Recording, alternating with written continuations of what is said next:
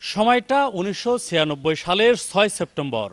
ঢাকাইয়া চলচ্চিত্রের অমর নায়ক সালমান শাহর রহস্যজনক মৃত্যু হয় সেই দিন। এই মৃত্যুর পর দীর্ঘ ৩ দশক পেরিয়ে গেছে, তার হত্যার কোনো কুলকিনারা করতে পারেনি।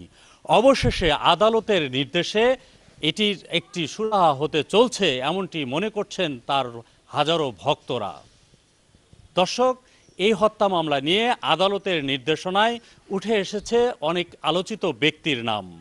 তাদের একজন চলচ্চিত্রের খলনায়ক ডন, যার বাড়ি বগুড়ায়।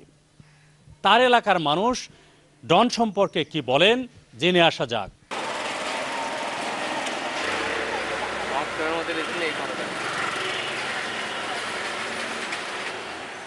সেদিনকে বগুড়াতেই তারা পিকনিকে যাচ্ছে, আমিও ছিলাম, আমি ছোট, আমাকে আরও নৌকা থেকে ওনারা নামাই দিল যে তুই ছোটো যাস না, আমার ভাইকে নিয়ে গেল।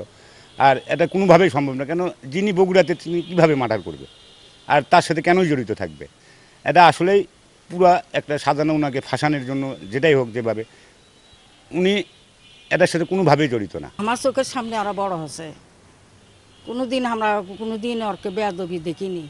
মা বাপ ছিল আরও ভালো, মা বাপ ভালো, সোল পোলও তার ভালো, কয় না বংশ ভালো হলে তার পুনঃ ভালো হয়, সেই ভালো। ওরা আসলে ডন ভাই ফিল্ম জগতের ডন, আসলে বাস্তবে সঙ্গে মিল নাই। কি করছি, বাস্তবে অনেক ভালো মানুষ, ঠিক আছে। আমার ভাই থাকে তার সঙ্গে অনেক দিন হলো, ছিল, এখনও আছে, যদিও সে এখন এখানে আছে, 15-16 বছরে একসঙ্গেই থাকতো।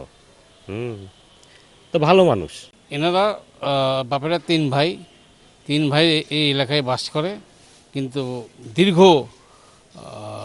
15-20 বছর ধরে ওনারা কেউ থাকেন এখানে, শুধু ওদের প্রতীক ভিটা আছে, মাঝে মাঝে আসে, মাঝে মাঝে চলে যায়। এই ডনেক আমি আজ থেকে 22 দিন আগেও ফজর নামাজ একসাথে পড়ছি, ওখানে ফজর নামাজ দেখলাম যে ডন আসছে, মাঝে মাঝে আসে চলে যায়, আর কোনো খোঁজ পাই না। ঢাকাইয়া চলচ্চিত্রের অমর নায়ক সালমান শাহ, তার হত্যাকাণ্ড নিয়ে যে প্রশ্ন উঠেছে যে তার বন্ধু ডন জড়িত, আমরা সেই ডনের বাড়ির কেয়ারটেকার এবং তার এলাকার মানুষের সাথে কথা বলেছি স্থানীয় জনগণের সাথে। তারা বলেছেন এই হত্যাকাণ্ডের সময় ডন সেদিন বগুড়ায় ছিলেন।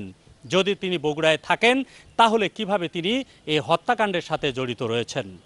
তাই তাদের দাবি, এই হত্যাকাণ্ড কারা ঘটিয়েছে, কিভাবে ঘটিয়েছে, আর যারাই এই হত্যাকাণ্ডের সাথে জড়িত থাকুক না কেন তাদের আইনের মুখোমুখি করা হোক। সেক্ষেত্রে ডন যদি জড়িত হয়ে থাকেন তাহলে তাকেও বিচারের কাঠগড়ায় তোলা হোক, আর যদি তিনি এই হত্যাকাণ্ডের সাথে জড়িত না হয়ে থাকেন তাহলে তাকে মুক্তি দেবেন আদালত, এমনটি প্রত্যাশা বগুড়ার মানুষের।